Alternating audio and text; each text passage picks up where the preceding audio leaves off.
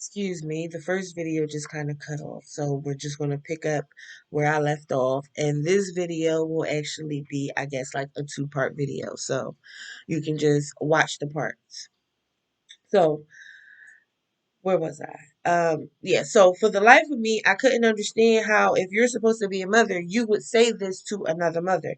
Do you not take your kids to the doctor's office? Do you not get their blood tested or have their blood drawn? Do you not do the things that the doctor asks you to do? How could you say that to another mother? But that was what she said. So I'm dealing with this and I'm thinking about this, and it's crazy because DHS is contacting me while I'm at work, and they saying that they wanna come out and see the kids while I'm not there, while I'm at work, and because they got this allegation. So of course, I have to be up on my A game, and I have to make sure that I have all of the paperwork that I need, to show and prove that, you know, what she's doing, she doesn't have the right to do. She's not supposed to be doing. Like, I was told that she wouldn't be able to do this. So by her calling you guys, it's causing other problems that really don't need to be had. So she said, we got the phone call. We still have to do the check. We still have to see if the kids are okay. We still have to do all of these things, um, even if there is no, even if these accusations aren't founded. So of course I'm in my head like, okay, this bitch thinks she got a one up on somebody by, oh damn, I still had to put my hair. She thinks she got a one up on somebody by calling DHS, and she thinking that DHS is going to come take my kids from me, and she's not going to have to do the work and everything. So in retaliation to all of that, me not accepting $1,000, DHS not taking the kids, her next move was, once she got us out of the house, she felt like she could just move another family in. She felt like that once we were out, then we were out. And she put all of our stuff on the porch, and we lost a lot of stuff. A lot of our stuff was like broken and stolen. The new sneakers that I had just bought the kids for school, a few pairs of my sneakers, my children's father's sneakers. A lot of the stuff that I had just purchased had ended up being stolen, damaged, furniture, speakers, refrigerator still in the house. And the saddest part is my son's ashes. I lost my son back in 2016. He passed away 2 days after he was born. And I am still looking for his ashes even right now. And the saddest part on top of that is my mother passed away in 2020. And in 2016, when my son died, my mom was right there. Like, she was right there with me um to fill out the paperwork to have him cremated. She was right there throughout the whole process with me. And the last thing that she said that she wanted of me from my son was, in the time of her passing, she wanted his ashes to go with her on my daddy's grave with her ashes, because that would be their final resting place. And of course, I wanted to do that for her, but as of right now, I cannot locate my son's ashes because of the abrupt removal that we had from our home. So now we're going through all of this. We're going through all of this, and we don't know how soon after she finished the work did she move these people into the home. But we know that as of right now, we don't have a home. So of course that puts us in a position where we have to make do with other things. We have to find other things to do. We have to find other living arrangements and things like that. So now I am getting my siblings involved. I'm getting my sister involved. My sister Anna, she takes the kids for a few. I pay her when I have food stamps. When the kid's father had food stamps, he was giving her food stamps, so they wasn't going hungry and things like that. So now we're spending money that normally we wouldn't have to spend if we were living in a home, and we're not living in a home. So being as though, it took me until October to finally want to say, let me call somebody and and and find out what's going on. And then when I find out what's going on, it's not in the best interest of me and my family. So now I have to call Lead and Healthy Homes and let Lead and Healthy Homes know that she has in turn moved someone in the house, and now we are left without anywhere to stay. And I'm calling to ask advice. What can we do now? Like, where exactly does this leave me and my family? And it seems like nobody is really giving us any answers. Nobody is telling us anything, because now it's to the point where now Let Healthy Homes no longer want to be involved. They no longer want to be involved. They say, once they tell the landlord that she has to do the work, and she has to she gets the work done, now it's no longer in their hands. So now they don't want to repeat anything that was said to us or anything. So now it's kind of like they just left us stuck in the wind.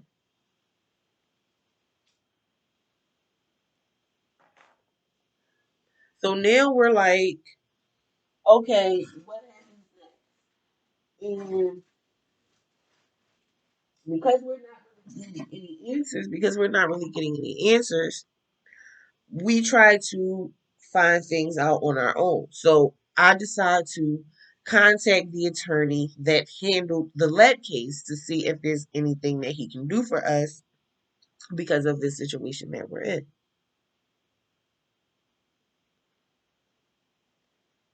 He says I can see if there is something that I can do on you guys' behalf, and then I'll get back to you. So I say, okay.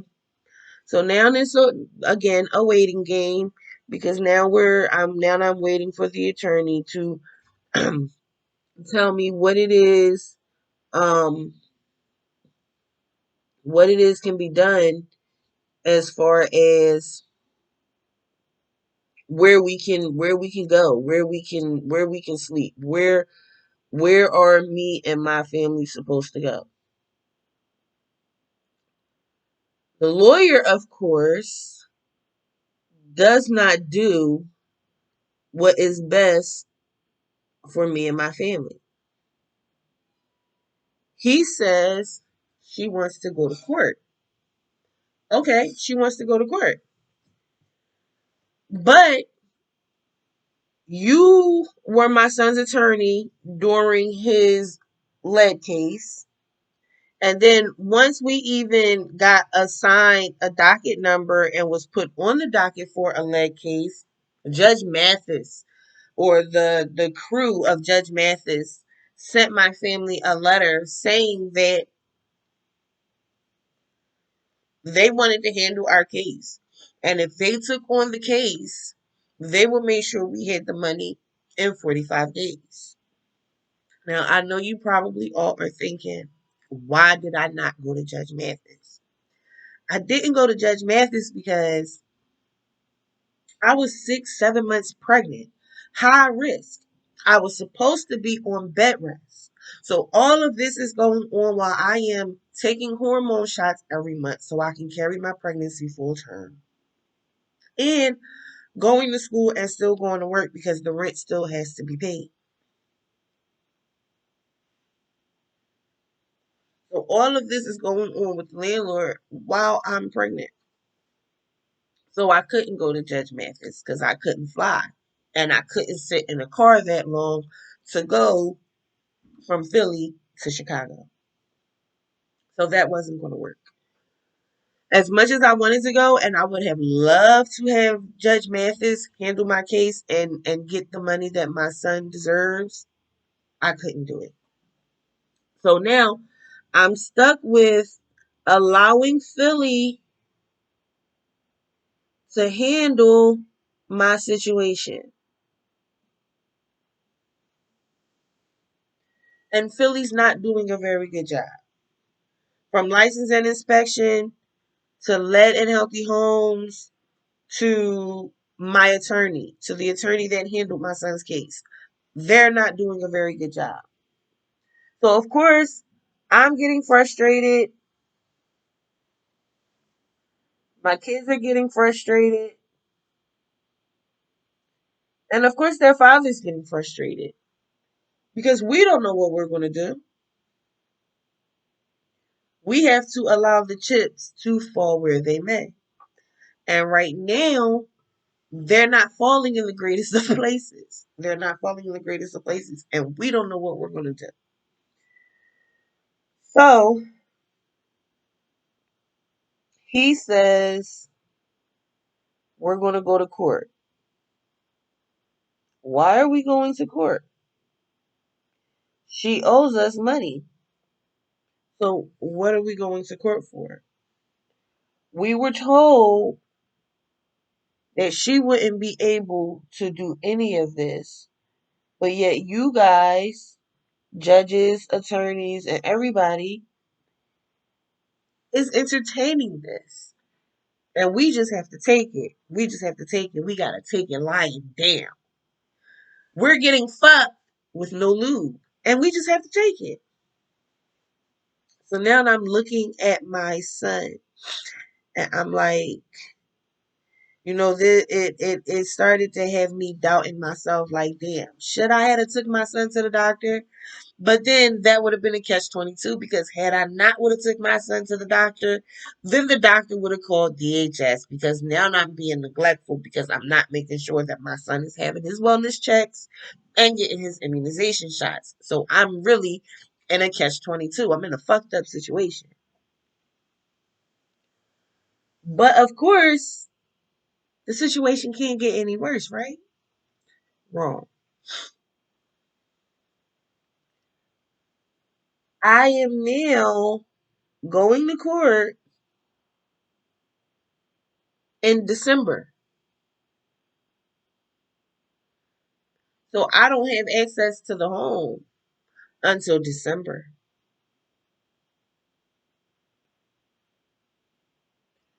So once we go to court,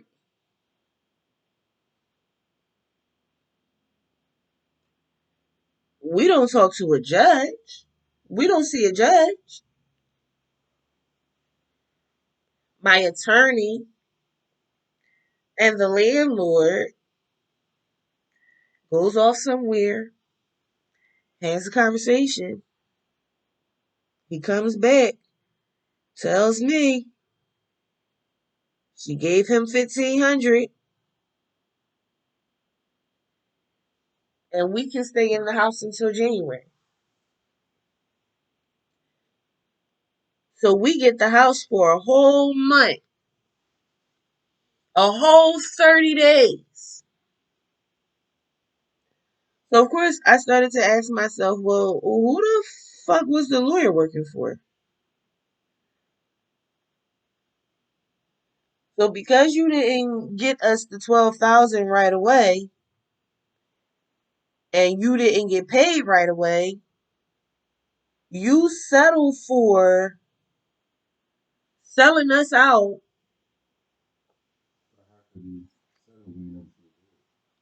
And again, we never saw a judge. So you sell us out for $1,500.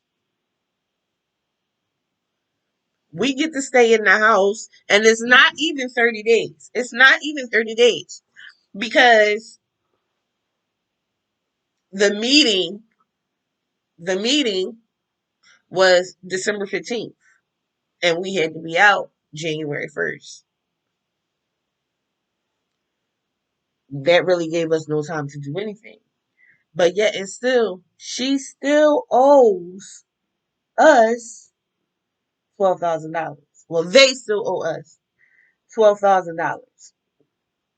And it doesn't seem like that $12,000 is coming anytime soon. So now, of course, I'm kicking myself because I couldn't go to Judge Mathis. And now it's January 1st. I'm coming home from work, and the cops, the landlord. Now, in the midst of this, I managed to meet a consultant.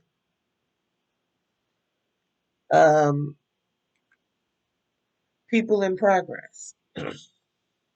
She happened to come into my job. I told her about my situation. I told her what was going on. And, she said, well, I can help. It's $500. You know, I'm like, okay, I work. I got $500. If it means that, me and my family can come out of this with, somewhere to stay, somewhere to sleep, somewhere to call home, then okay, it's worth the $500.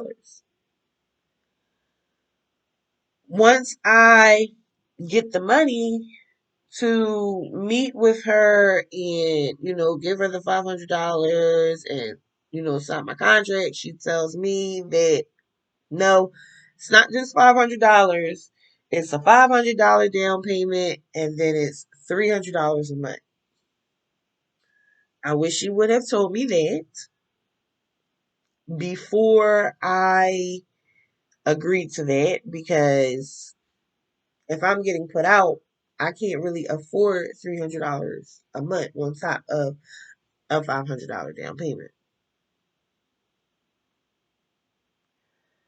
But on top of it, I have to think of somewhere that me and my family can go, because me and my family, we have to go somewhere. We can't just be in the street. We can't just be living in our car or living off of our friends and living off of family, because eventually after a while you'll start to be talked about, and nobody wants to be talked about. Nobody wants to be talked about. At least I know I don't. I mean, I don't really care what people think of me, but even still, nobody wants to be talked about. So now, so now I'm in a position where I don't know what I'm gonna do.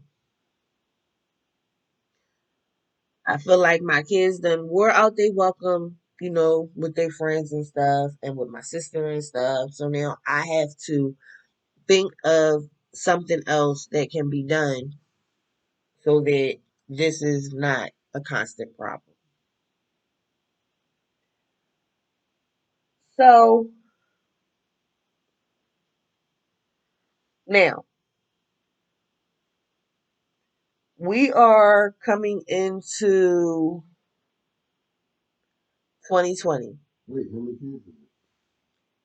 Six. Well, no, at the time it was five. I hadn't had Akeem yet. I was still pregnant with Akeem while all of this is still going on. I'm still pregnant with my son. So yes, we got put out while I was pregnant, supposed to be on bed rest, getting hormone shots. And one infant. Four children, one infant. That's what he said, in case you guys didn't hear him. So we are my mom couldn't help. My mom had already had, a full house. She was helping my other sisters, so she couldn't help. My stepfather had passed away in um 2013, and we're just going to leave the rest of that alone. We're just going to leave the rest So I'm running out of options. Like I am literally running out of options. I don't know what else I can do or like how I can, make the situation better than what it is. Like there is no way really for me to make the situation any better than what it is. So I say, all right, fuck it. I'm gonna go on the booking app and I'm gonna see how much a hotel room is for a night. I find a hotel, reasonable price for a night. So I say, okay, fuck it, we're gonna stay in the room for tonight. Nobody's going to go stay with friends. Me and him, we're not going to sleep in the van. We're just not going to do it tonight. Not tonight. We're going to sleep in the hotel. I had saved up some money from uh from working and being as though I didn't have to pay that rent. I had a few dollars. So I paid for the room. So while I was there, I was like, you know what? Let me just ask a question because now I want to know. I say, do you guys have like weekly rates or what I have to pay every night? So yeah, we have weekly rates. A week is like $465. I say, oh shit, great, I can pay for a week. So now we're covered for a week. But now we're still fighting this battle of trying to get the money that she owes my son. And now we're in a battle of trying to figure out where we're going to live.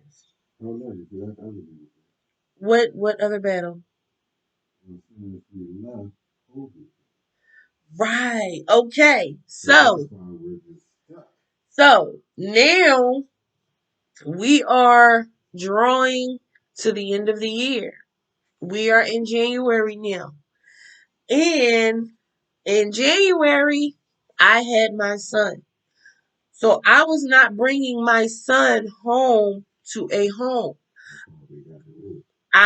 We got the room because, I knew I was going in soon. I knew I was getting ready to have my child. Like I knew this. I couldn't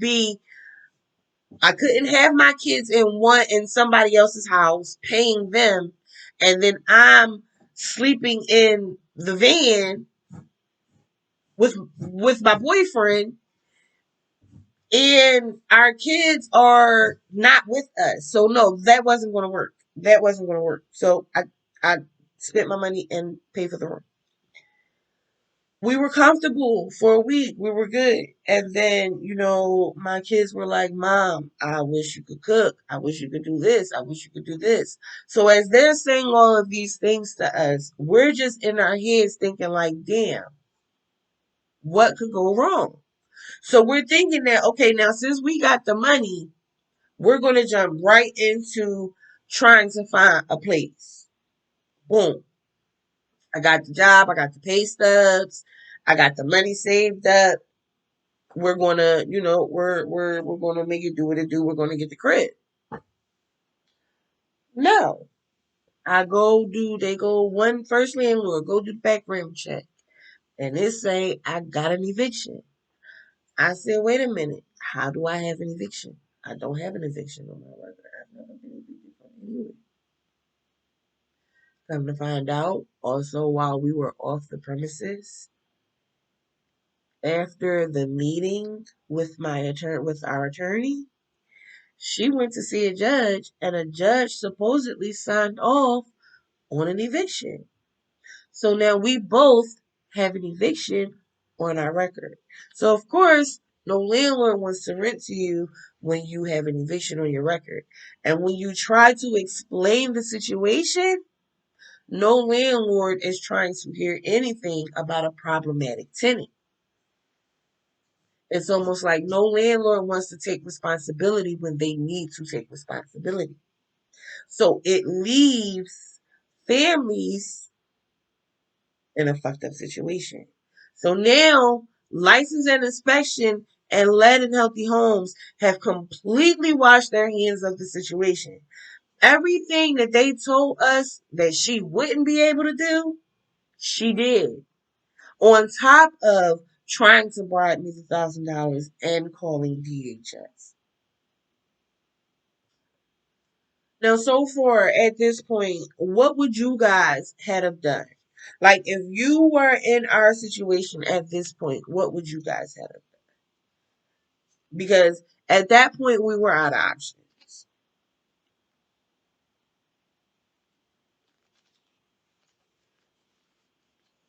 So if you count August, paying friends, paying family,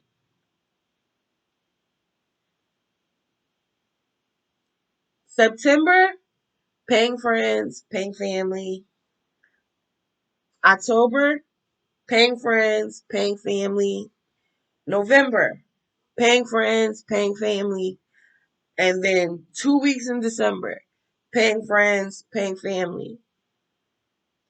That right there, we had just pinched our savings.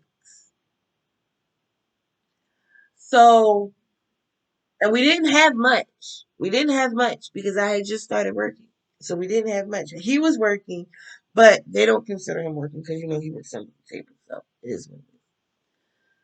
But we had money saved up, so we were able to do these things that we needed to do. We just figured that if we had friends and family that were able to take the kids, then maybe we could hold on to our savings a little bit longer and get us right out of this situation. This is like the longest we have ever been in a situation like this. So in our heads, we were thinking that we would be able to get right out of the situation, but it didn't go like that. So I paid for the first week. The kids are like, Mom, we don't want to go back to such and such house. We don't want to do this. We don't want to do this. I say, okay, I didn't say that you would have to. I pay for another week. The weeks are going on. The weeks are going on. So now my boss at the time tells me, you know, you're getting close to your due date. This is January 28th now. January 28th, he tells me I'm getting close to my due date. And since I seem to not want to listen and I not want to sit down and I'm still lifting up the heavy coffee pots at 7-Eleven and I'm still mopping the floor and taking out the trash and I'm still walking around wiping everything down. I'm still doing all of the things that I know I should not be doing. But when you are working a shift by yourself, you find that things have to be done. And if things aren't done, when them higher ups come to your job and check behind you, that could lead into a write up, which could lead into you being terminated. And I didn't want to be terminated. I wanted to do my job. Working at 7-Eleven, there was always a secret shopper. You never knew when the secret shopper was coming, but you always had to be sure that you greeted every customer at least 5 seconds of them walking into the door when they get up to the register, suggestively sell, make sure they have everything to complete their purchase, look at what they have, and then you make recommendations on your suggestive sale based on the items that they already have. So say if they have a hot dog, then you say, do you want a soda? Do you want a bag of chips? If you notice that they have a donut, then you might say, do you want to add a coffee to that for $1 or something like that? So you always have to be on your game. I never wanted to just be sitting down if the secret shopper happened to come and it was on my shift. And then working at 7-Eleven, there were a lot of employees that didn't show up on time. So I was often there, you know, by myself over my shift sometimes, but I never complained because it was about the fucking money. So, I'm feeding a family of, at the time, it was seven of us, and then I was pregnant with one. So I was getting ready to add another. So this is a family of eight looking for somewhere to go, and the city of Philadelphia just totally turned their backs on us. Now I'm to a point where I'm reaching out to people who I think possibly can help. I'm reaching out to 29 Fox. I'm reaching out to Channel 10. I'm reaching out to Channel 3. I'm reaching out to Channel 6. I even wrote the president. I wrote to the governor. I wrote to our state representative. I'm talking to people at my school at Temple, hoping that they can help us and me and my family. It'll be 2 years soon. COVID hit, and then they just said fuck us even more. So on top of license and inspection, let and healthy homes, my attorney will not even answer my phone calls now. So I had to hire a private detective as of right now. So if you count August, you don't count the 2 weeks that we stayed in the house in December, because that was like a little vacation from staying in the hotel. You might as well look at it. That just gave us a chance to make sure that when they threw all of our stuff out of the house, that just gave us enough time to make sure that all of our stuff was really out of the house. But we didn't want to sleep on the mattresses anyway, because you had already had somebody in the house those months that we were gone. So why would we want to sleep on the mattresses? We noticed that you threw everything out but the mattresses.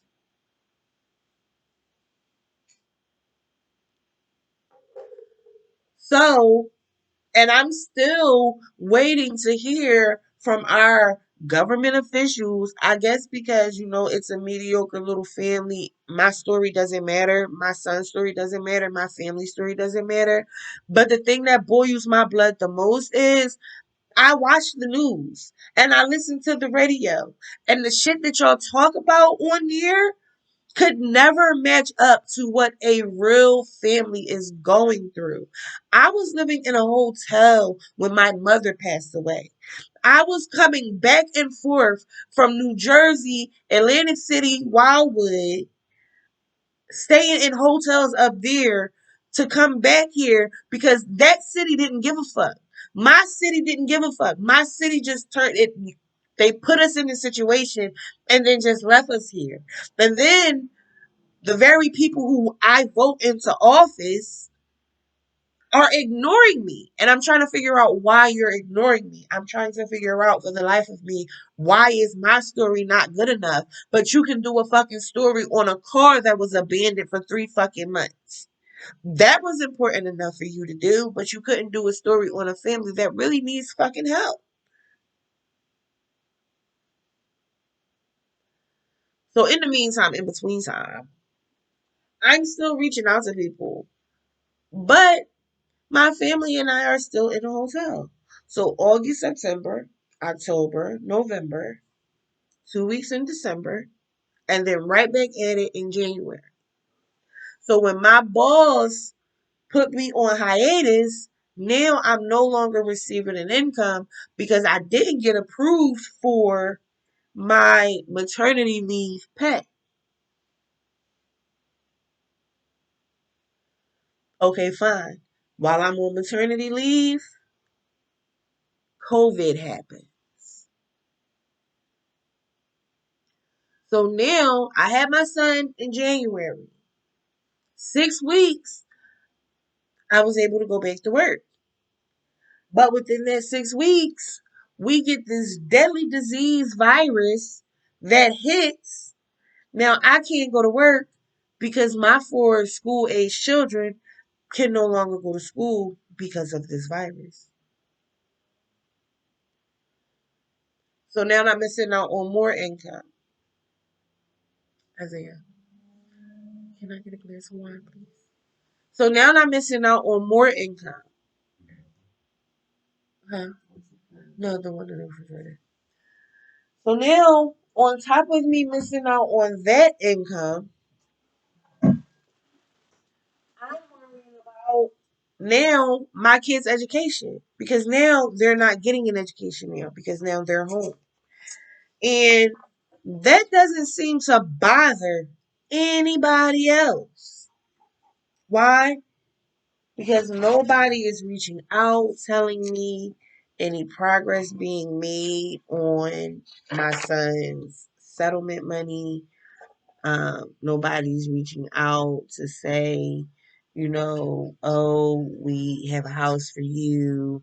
The mayor, the governor, and everyone, the mayor, the governor, no one's reaching out saying that, okay, we sent your story to maybe Habitat for Humanity or something. Like, no one seems to understand that right now at this point. I just want a house for my family. All of this, an entire family is homeless, especially during a pandemic. During a pandemic. Now, I know that, you guys are probably listening to my story and you're saying that, oh, you're not homeless because you can afford a hotel. Well, let me just clarify and let me just put this out there.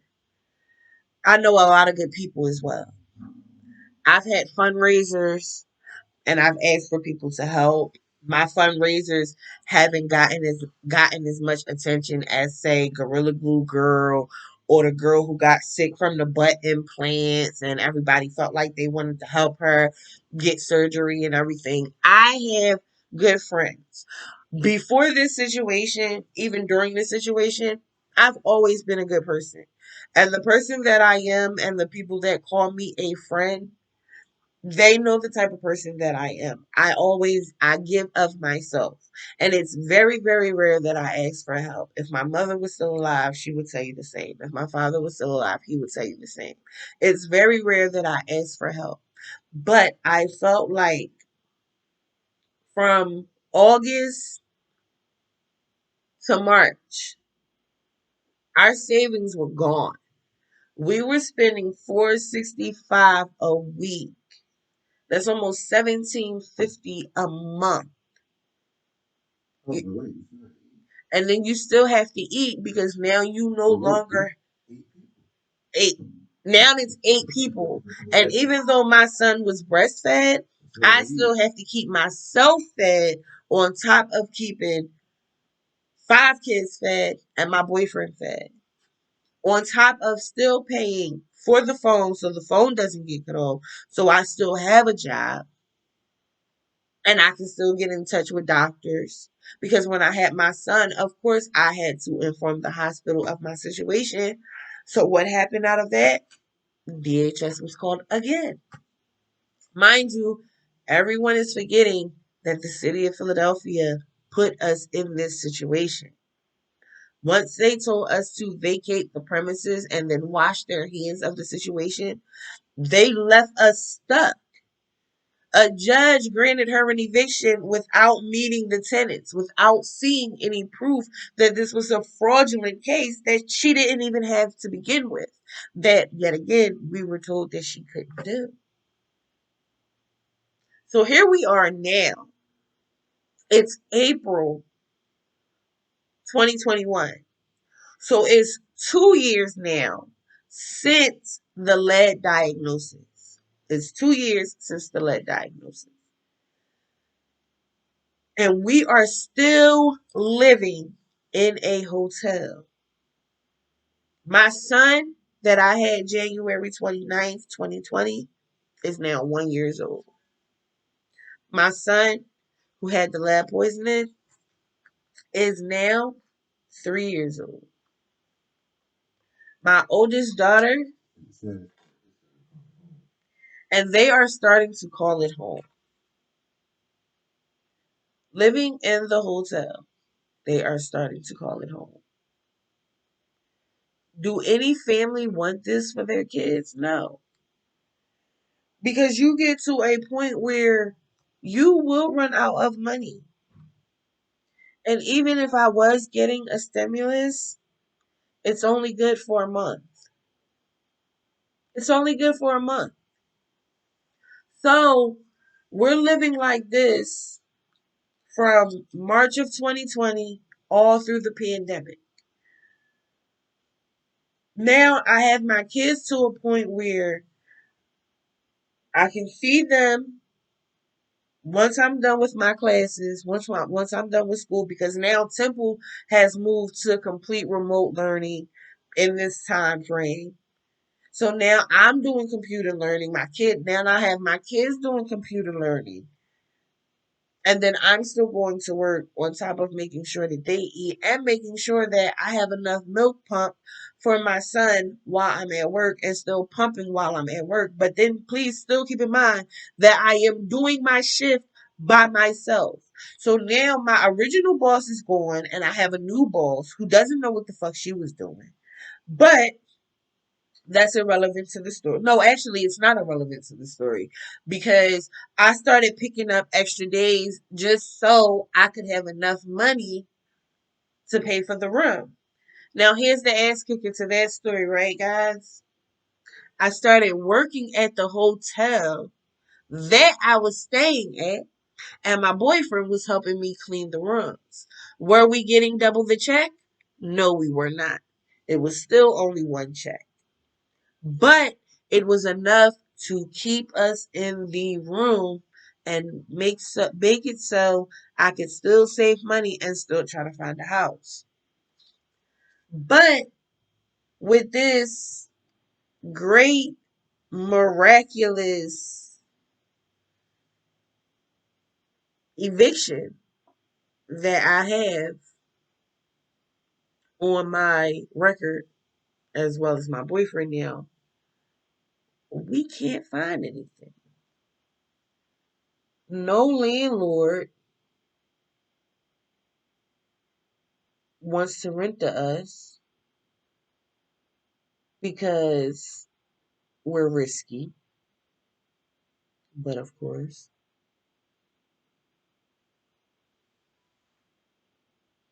we're a problem, of course. So now I'm thinking to myself, okay, maybe I need to be trying to buy a house. Maybe this is a law's way of telling me that I need to stop renting from people and I need to try and become a homeowner.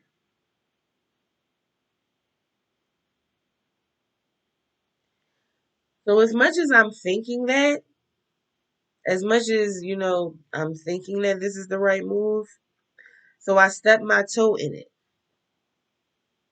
Still all the while, still trying to get the money for my son in every way I can. So yes, as I said, I hired a consultant. I agreed to her $300 a month. Yes, I did. I agreed to her $300 a month. But then, of course, I wasn't seeing any progress, or at least not the progress that I wanted to see. So I didn't know what to think anymore. I really didn't know what to believe or who to believe in. It got to a point where I'm like, you know what? We just in this shit by ourselves because nobody is really understanding that we need help, and not the type of help that everybody is trying to give. And please don't get me wrong. I appreciate any type of help. I really do. I really do. But I am not being abused.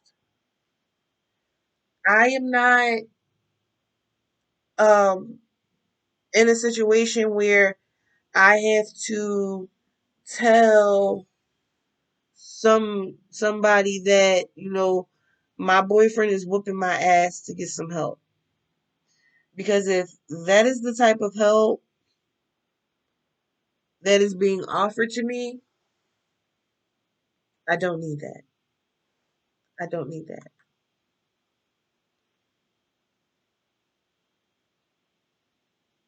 And I don't want to lie to take space from someone else who actually really needs that help. I don't want to be that person. I've never wanted to be that person.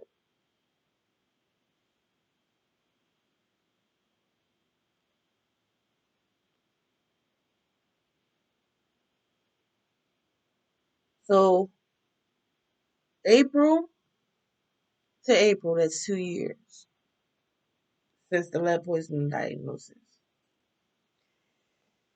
And we are, once it gets to August, it'll be 2 years since we originally vacated the house. You might as well say moved out. Because that 2 weeks that we were back in the house, it was just for us to basically, like I said, clean up our stuff and make sure we had all of our stuff. Make sure we wasn't leaving anything. Um,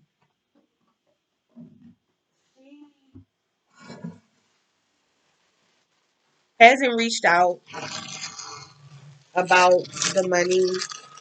She hasn't reached out about the um she hasn't reached out about are we okay or anything. Like she hasn't done anything of the sort. And yeah, I know she doesn't care. I know she doesn't care. But again, I say, as a mother, or you call yourself a mother, you should never want to do that to somebody else. Like, how could you want to do that to somebody else? But guys, um, yes, we are still in this situation. We are still looking for help as I am sitting here trying to get ready. And so, along with this date night that you guys see me getting ready for, this is just like a few just one of the many things that we try to do with each other, and we've done things as a family. Like as I said, like we've taken them to Wildwood and everything, so it doesn't seem like the situation is a lot worse than what it is. I'm trying to keep their kids in the books and into happy thoughts aside from seeing what's really going on. I mean, if that makes any sense. Like we just I think for me and my boyfriend, we are at a situation where we just want a house. We do not need food help. We need a house. We need a house. This we don't ask me how, but we've spent a lot of money, including our life savings. Despite what a lot of people may think about me, and when I say a lot of people, I mean people personal to me. They believe, what they believe, but as I said, before my mom got sick, before the pandemic, I was taking care of this situation on top of taking care of my bills without asking for any help. And the moment that I did ask for help, like, please do not get me wrong. I appreciate the people reaching out and putting the money on the room for me and my kids, the people reaching out, giving me the hot plates, the people reaching out, giving me the food and everything. Like, I appreciate those things. Those were things that helped us stay comfortable while me and their father tried to find a house and get us out of this situation. Nobody wants to be in this situation. Nobody wants to be in this situation. And we're being, we're being given the brush off right now because nobody is thinking of, reaching out or caring that there is still a family that needs housing. Like I can't send my oldest daughter off to college knowing that she's 15, she'll be 16 this year, and then I don't want her life to be this, and then she's looking forward to going to college just so she could be in a dorm room so she can have a place to call home. That's not what I want. And a lot of, you know, what she's thinking right now is, Mom, am I going to, be able to be in my own room before I go off to college? And I want to make that happen for her. Like, I am trying my hardest. Me and her father both are trying very hard to make that happen without having to go to extreme lengths, like still in the house and then possibly getting thrown out of that later on. Like, we are tired of being in situations where the landlord gets over and it's okay and there's never any justice done. Like, it isn't fair to families that try very, very hard. I feel like, I'm constantly in a situation where me and my family, all of us are in situations where we have to prove that we deserve a little bit better than what we're getting. And for kids, they should never have to do that. So, of course, a school that my kids have been going to since they started school, they are now, even before the pandemic, they are moved away from that because when we had to vacate, I tried to keep them close. And like I said, we hope that we will be able to get back into our residence. And it didn't happen that way. Unfortunately, the system that claimed they wanted to help us left us stranded. And we are still in a situation where we're eating out every night. And can you imagine what, like, the riots and stuff did when they shut the markets down and they shut the streets down and stuff, trying to find somewhere to eat? And I know there are people like, oh, they had a reason, they had a reason. But what I need for people to do is take the time to think about families that might be in, like, homeless hotels. Like, this is what they would be considered. Like, could you imagine what they would be charging me had I not would have, informed them of my situation? I've been here so long that these hotels, they know who I am. They know who I am. They know me by name. The guy downstairs here, what does he say? Super duper Rhonda Cooper or some crap like that or whatever. Like, and that's not a comfortable feeling. That's not a comfortable feeling. I could see if it was like the doorman at my apartment, at my four-bedroom apartment, or my condo that that I got, and I'm confident that nobody can throw me out. It would be something different, but this is a hotel. And I know that it's having an effect on my kids because all of my kids, used to be well behaved, well mannered, good grade students. It's starting to affect, and I'm sorry, I'm tired of having DHS constantly call on me because I am trying my hardest to work with a system that has let me down time and time again. And they just keep letting me and my family down. It's not one time. It's not two times. They just keep letting us down. I don't understand it. I don't understand it.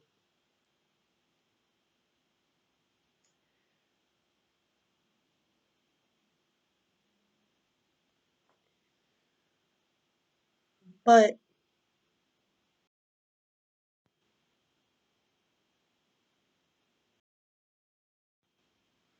so um so sorry for the if it looked like I just jumped. There was like a brief break. I just wanted to do a few things off camera really quick. But as I was saying, as I was saying, yeah, so we are still in this situation. There is has not been a change at all to our current situation. Um, I'm hoping that, someone will reach out to me with some information, with some new information. Hopefully, the lawyer will finally contact me. Like, hopefully, there will be something that happens. Like, my son will get his money or something. Like, hopefully, there will be something that happens out of this. I am hoping that at some point the outcome will be good. Um, but if not, then I just have to continue to, do what I am doing that is best for my family. Because if I keep waiting for the city and the government and stuff, then I'll be waiting forever. And as I said, I don't really have forever.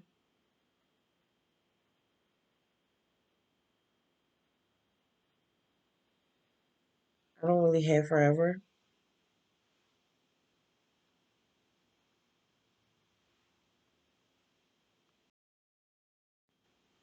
Sorry about that. I had to clean my eyes. Got a little emotional there, but I'm all right. I'm all right. Um, but yeah, um, I have to basically please comment down below. Any help, any suggestions, anything you guys think could help. Right now, I'm taking help as it comes. Right now, I cannot be picky or choosy about my help, and I know that my mom did not want to pass away knowing that I and my family were still in this situation. Um, that wasn't what she wanted, and unfortunately, she did not live long enough to um, get to see something better for my family and I. But I did promise her while I was taking care of her that this would not be my end game. This is not my end game. I am not going to make this a permanent situation. I refuse to make this a permanent situation. I know that Allah has something better, and I'm just waiting for my turn. So when it's my turn, I will know it's my turn. This video was more or less a kind of like get it off my chest type of thing. Tell mine and my family story because all of the other venues or avenues that I took, they were being ignored. So I am hoping that maybe um this won't be ignored. Um Someone in YouTube land cares enough that, maybe this story can get to the right person. Maybe you're bored, high, and drunk enough that you might want to, listen to the story. I don't know. It's up to you. It all depends on how you feel. But, one of the things that you will definitely receive from my channel is realness. I am going to be real with you as much as I can. If it's in my wheelhouse, to discuss it, then I will. And this was a personal story. So it was in my wheelhouse to tell.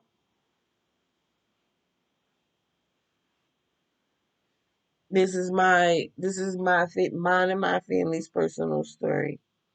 And just where I am right now, you may get to see my family if I do a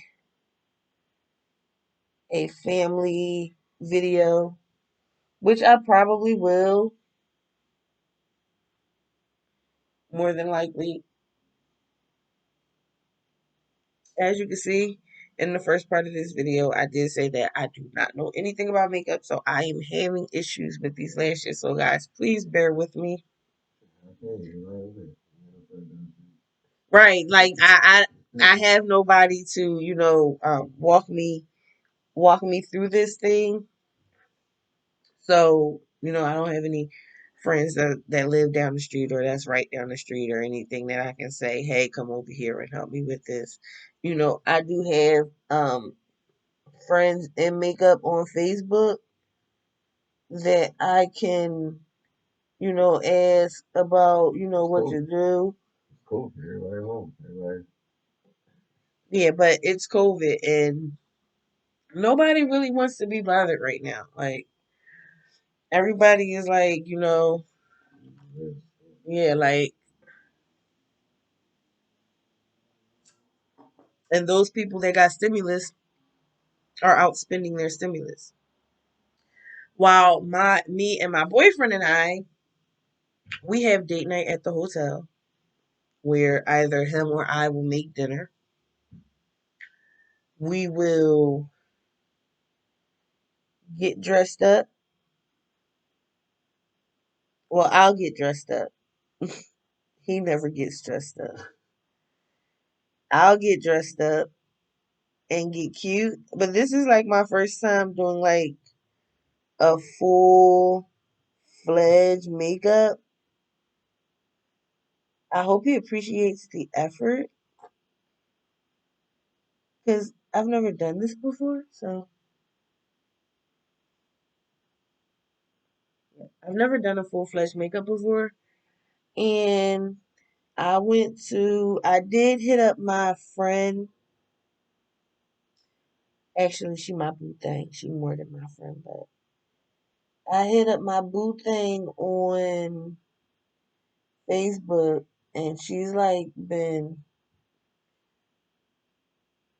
corresponding with me and showing me she walking me through how to do the eyebrows.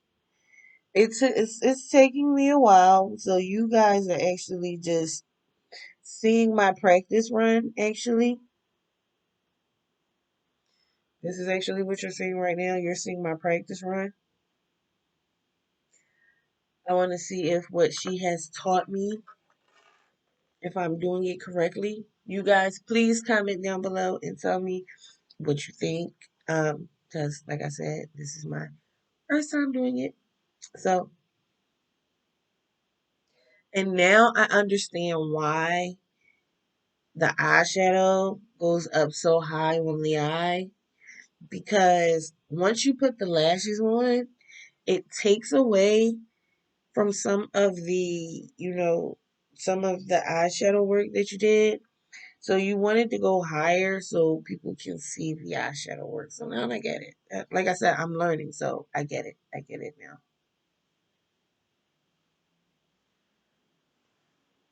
Now, with all of that being said, guys, I am going to pause this video now. And I am going to, well, no, I don't think, no, I'm not going to pause the video. I am going to let you guys see me do my whole face. I think that would be right. I am going to do my whole face for you guys on camera.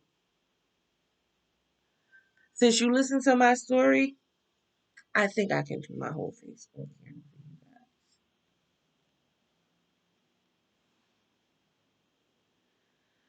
So not only do I have my friend who I contacted on Facebook, I have another friend who, is like really into the makeup and everything. And like when I say she's into it, she is like into it. Um, so she's like been like a good also driving force in my makeup travels.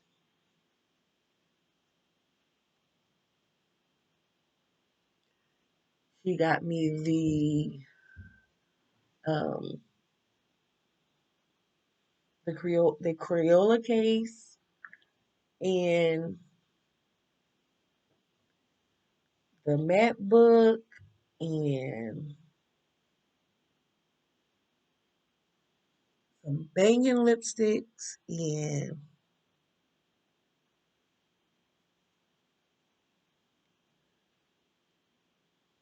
a whole bunch of other stuff. A whole bunch of other stuff. But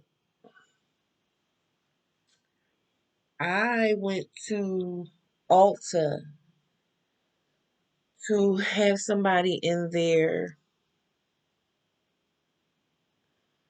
Here's a to have somebody in there like try to help me like match my skin better than I was doing because I was I don't know what the hell I was doing. I don't know what the fuck I was doing. I don't know. But I was determined to figure it out though. And I'm still determined to figure it out. I am going to figure it out. Because I've never been a quitter. That's first and foremost.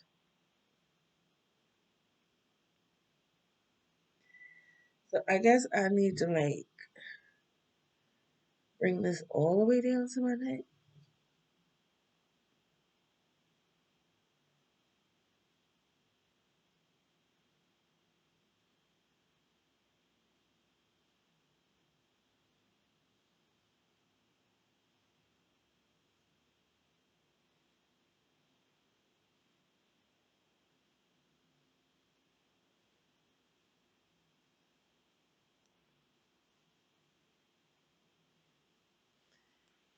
Guys, bear with a sister that she do not know what she's doing. And I think after that saddest story that I just told you guys, I think,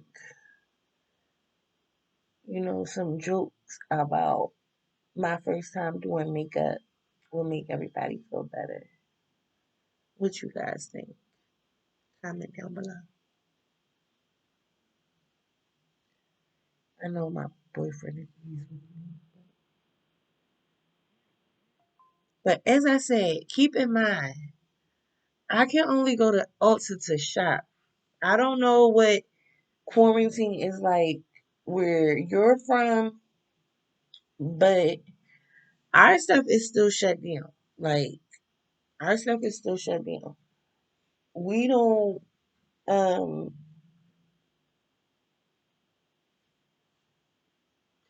Ulta is not like doing our faces for us and stuff like that. So we gotta get in where we fit in. So I'm doing this by myself. And I know that, the more I do it, I'm only going to get better. So Please, guys, like females, makeup artists, all you guys, if you guys know something that I am doing wrong, please tell me. I know I put too much right there, though. I do know that, but when I do the what you call it, when I do the contour, it'll look better, right? I hope so. I hope so. Because it's gonna have to be what it is.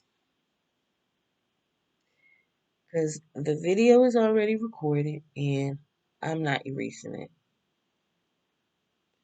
And guess what, guys?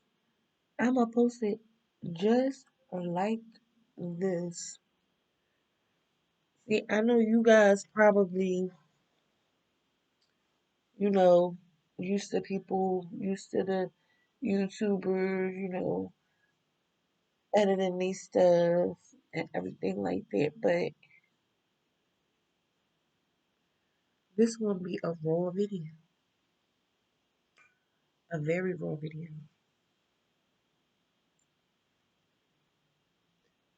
And y'all even want to see me snap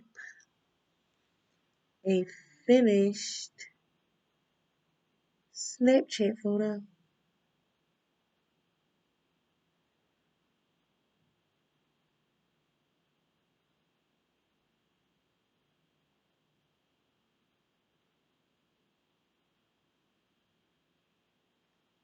These lashes, y'all. Say, guess what? I don't really wear lashes. I just wanted to see if the effect would be good, but it's not really. It's not really doing a whole lot. So,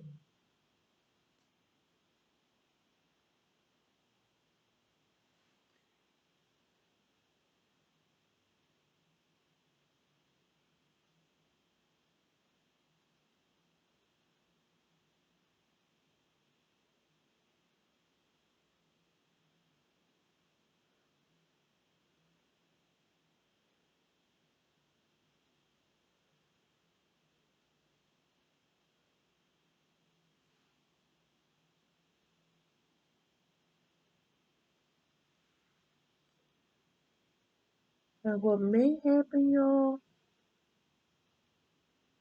is I may end up taking these lashes off and trying that shit again another fucking day. If these motherfuckers don't stay me. But if tonight goes how I think it goes, these motherfuckers will be off by the end of the night anyway. But shh.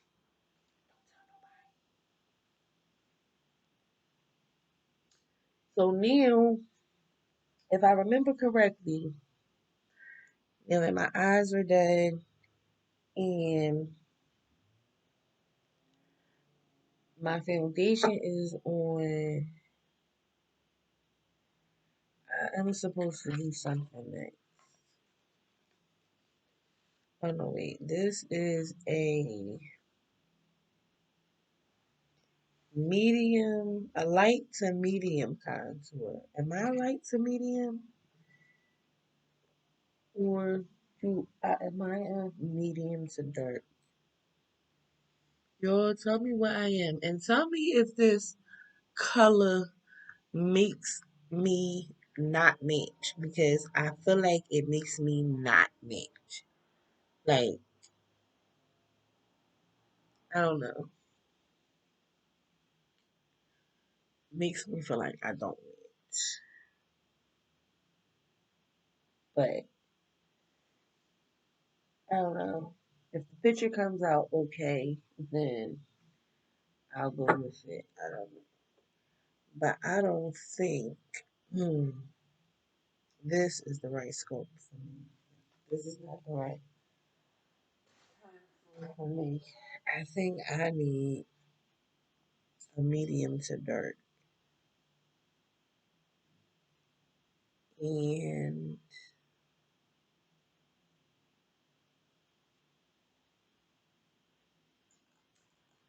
we're gonna try this contour thing, right, y'all?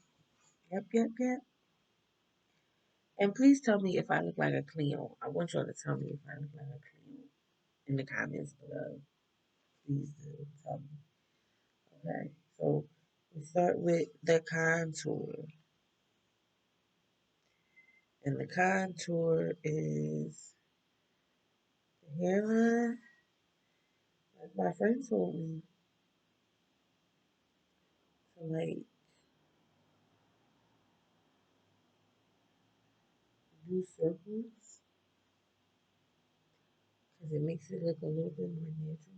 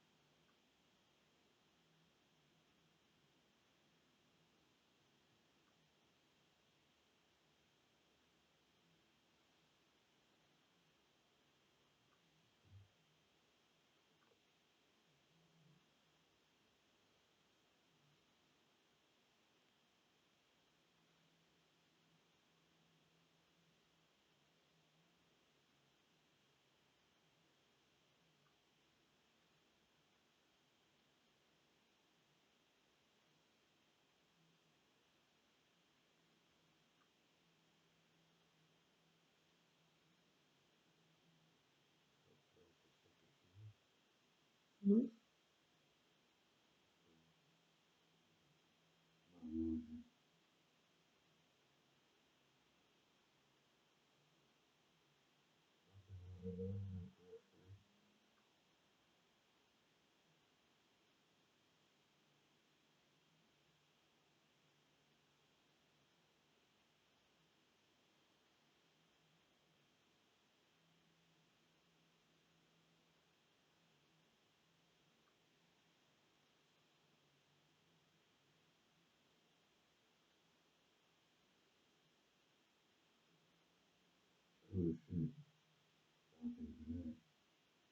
Mm-hmm.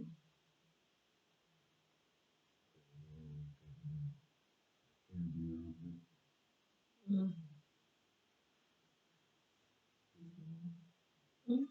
Hold on.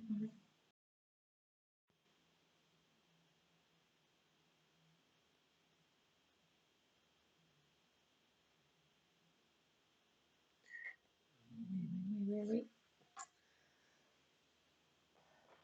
Almost forgot.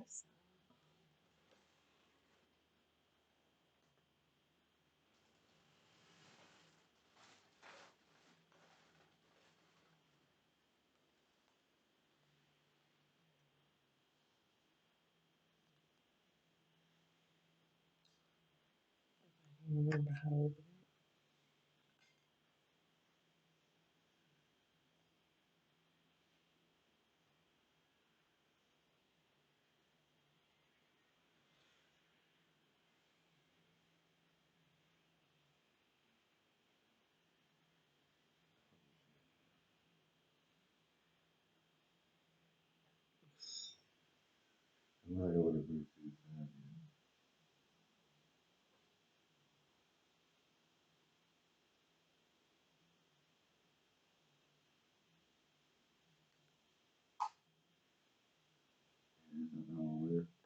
Yeah, it is. It definitely is.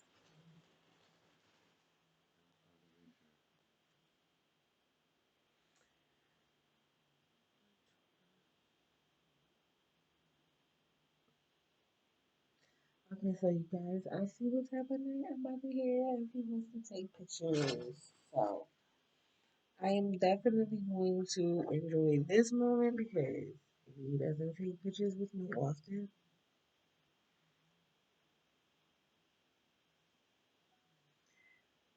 Oh, I love this highlight.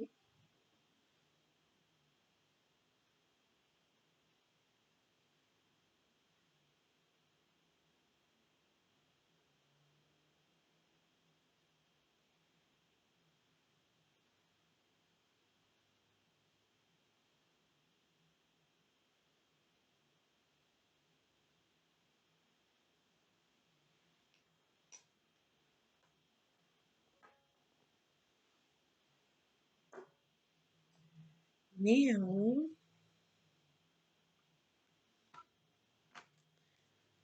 powder.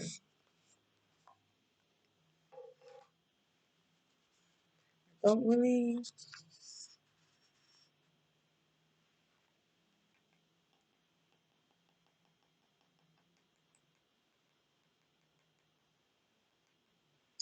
remember how to do the powder. But the joy of it all is figuring it out.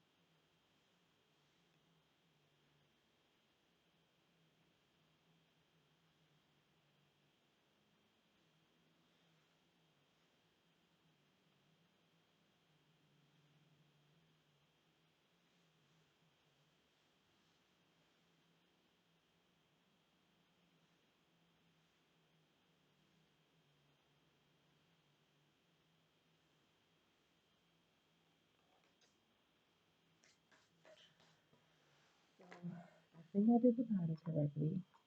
If not, then I'm sure you guys will tell me in comments, because that is what I'm waiting to hear. Now that we are done with this part of the night, and I think I'm on my way to looking very presentable.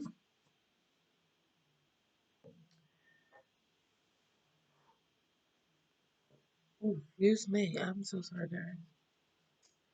That was a very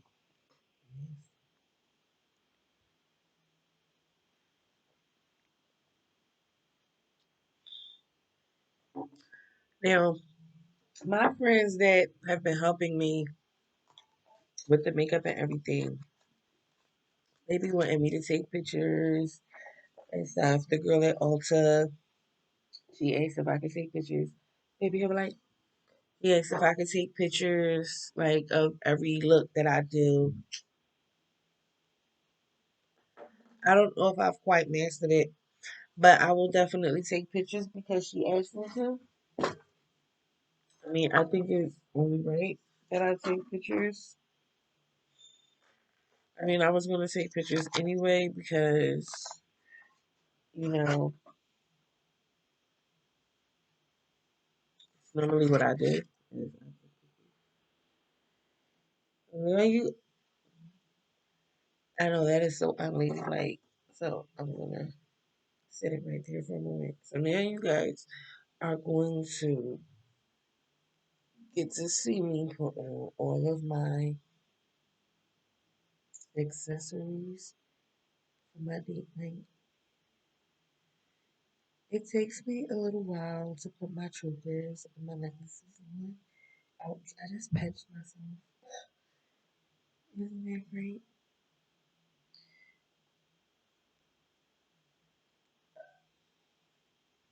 That's why it always works. If I turn it around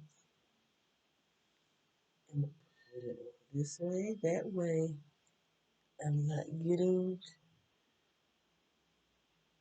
any hair in it when I close it. I don't want hair in it.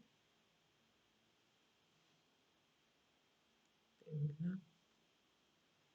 And then turn it around. And then next we are going to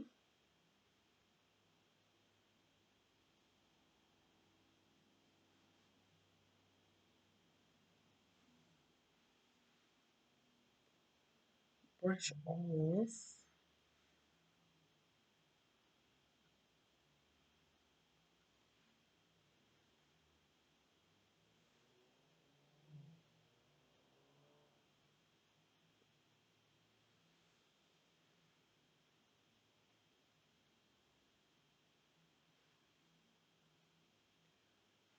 all of the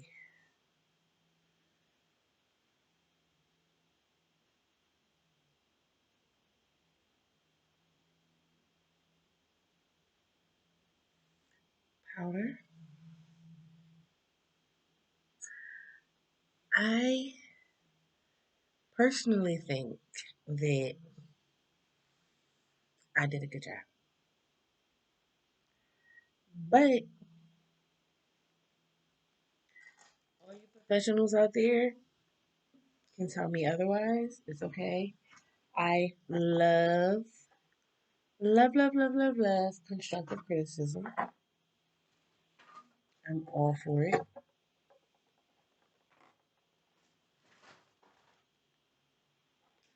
All for it. And see, the stuff that I got from Ulta, I choose to keep in the Ulta bag.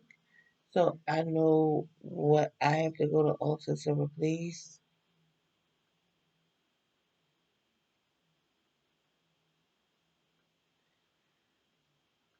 This makes more sense that way, I think. Yeah, okay. So if these lashes don't get it together, okay? They is definitely not less than an hour, let alone 12.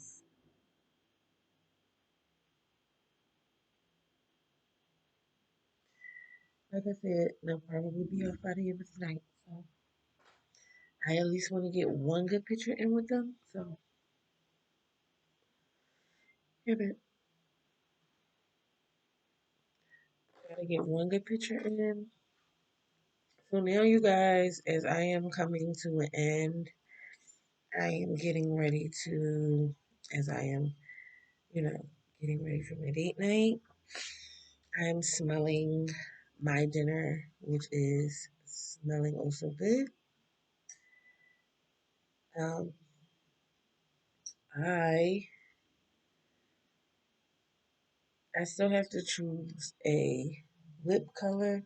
See, the good thing about quarantine date night is when I choose a lipstick, I can actually wear it because I'm only going to the table. I don't have to go anywhere. So I can wear the lipstick. And just if it was a regular date, the lipstick can get messed up while we eat dinner and while we drink our wine and while we smoke, because that is what would happen anyway. So, but now I don't have to worry about it getting messed up on a mask or being as though this is my first time doing makeup and I know like the glare is crazy. I know. See, I just really be having a hard time getting these things to match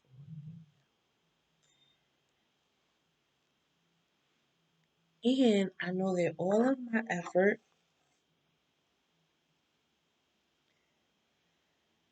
will not get messed up behind a mask. And I always wear my mom. This is my mom. Well, what's left of her? I got her ashes, even though they are on top of my dad's grave. Until I can get a better chain for her remains. As of right now, this is a temporary home for her. So I get her a new home. Now we are going to take the hair down. Oh no, wait. We almost forgot something, didn't we? Yes, we did. My look is never complete without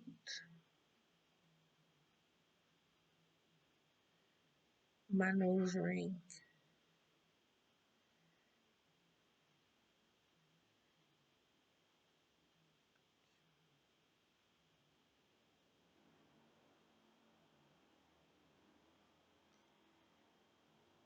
I don't know. I think the hoops. I didn't like the hoops at first, but now I think they make me look older, which is never a bad thing. You know, I was gonna bump this, but I actually don't want to. I think I did a really good job with it. I think it looks really good. I think I look kind of punkish, which is awesome, which is always the look that I'm going for.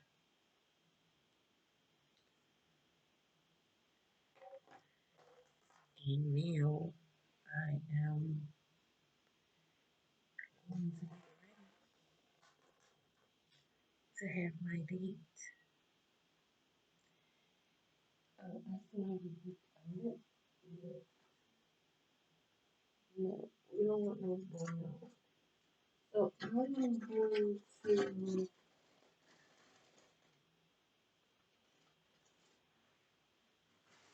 do crazy look that I don't normally do. Partly because bright colors are in my forte.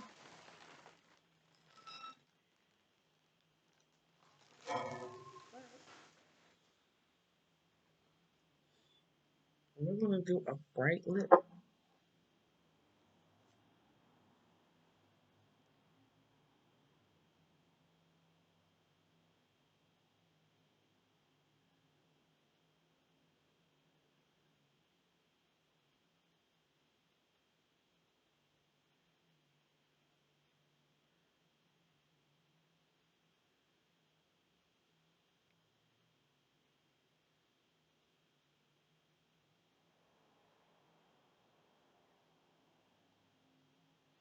Sounds like someone's racing outside.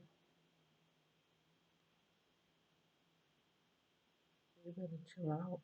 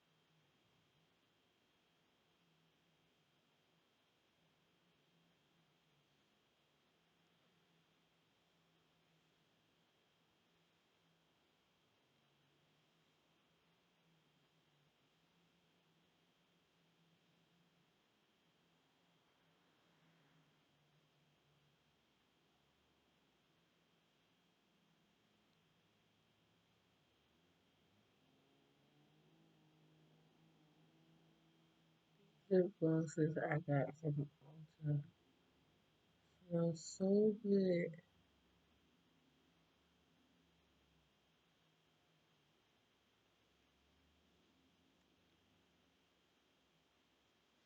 I'm not normally a bright lip girl. Like I like my dark purples and my blacks. Not normally a bright lip girl, but the girl at Ulta had me so I fell in love with the colors. I think the colors are gorgeous.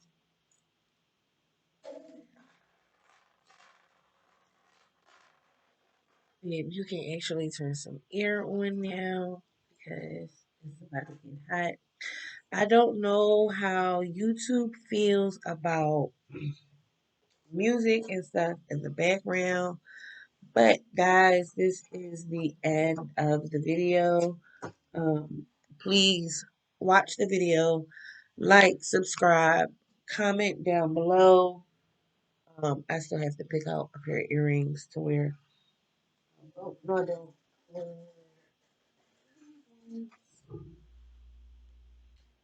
don't. Please, again, I'm sorry, guys. Like, watch the video, like, subscribe, comment down below. Specifically on this video, please comment on any suggestions you guys might have for me and my family, like anything that you guys suggest we can do in this situation that we're in. We're taking like all suggestions and everything is welcome. Please ring that bell so you know when new content is being uploaded. And you guys, we are going to start ending these videos with with like a saying, and I've been thinking about it. I've been coming up with it, So I want you guys, and whatever you do, make it rain with success. Be blessed. Thank you for watching the video. Pass it on to your friends. Like, as I already said, and I will see you guys in the next video.